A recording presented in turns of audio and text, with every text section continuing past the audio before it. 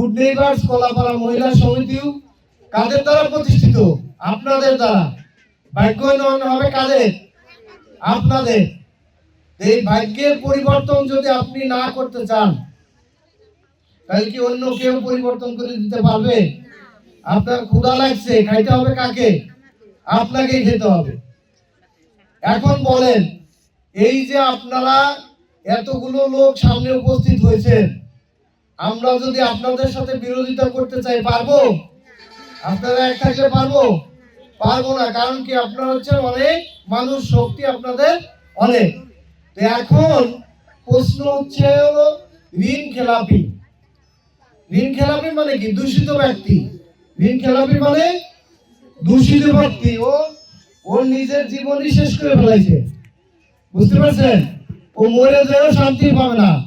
কোন ধর্মে আছে যে আপনি ঋণ নিয়ে মারা গেলি ওই ধর্ম মাফ করে দেবে, তাহলে স্বর্গে নিবে? বলেন, বদি পাবে?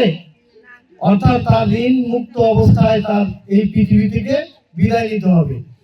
আপনি ঋণ নিয়ে যদি খাওয়ার জন্য নেন, তাহলে কিন্তু আপনার জীবন শেষ।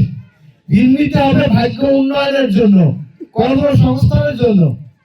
আজকে যদি আপনি মা বোন, আপনি যদি মনে করেন যে আমার স্বামী ইনকাম করার দায়িত্ব, আমার গার্জিয়ানরা মিলে মিশে বিয়ে দিয়ে দিয়েছে, আমার স্বামীর দায়িত্ব হচ্ছে তার সংসার চালানো।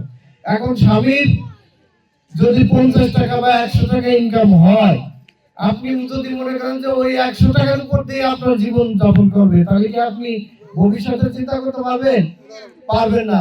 তো গুড নেইবার্স এখানে আসার পরে তাদের উদ্দেশ্য লক্ষ্য একটাই, পিছিয়ে পড়া মায়েরা, পিছিয়ে পড়া শিশুরা, যারা সমাজে অবহেলিত, তারা যেন সমাজে মাথা তুলে দাঁড়াতে পারে, তাদের একটাই প্রচেষ্টা। তো আপনি আজকে দেখেন, আপনার কোনো আত্মীয় স্বজনের কাছে বিপদে পড়ে যান, আপনি সাহায্য পাবেন না।